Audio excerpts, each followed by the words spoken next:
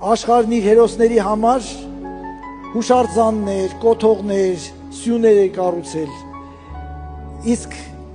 Պողոս առաքյալը ներկայացնում է, որ քրիստոնյաները իրենց համար որպես սյուն պիտի նկատեն եկեղեցին, այդ եկեղեցին պետք է հաստատի ճշմարտություններ։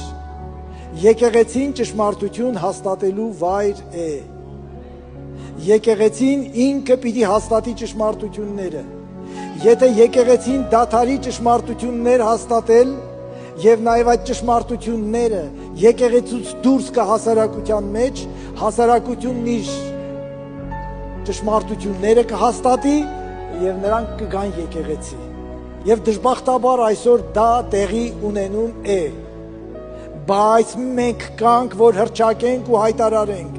եկեղեցին սյունն է եւ ճշմարտության հաստատությունը։ Ամեն։ Փառք Տիրոջը սրա համար։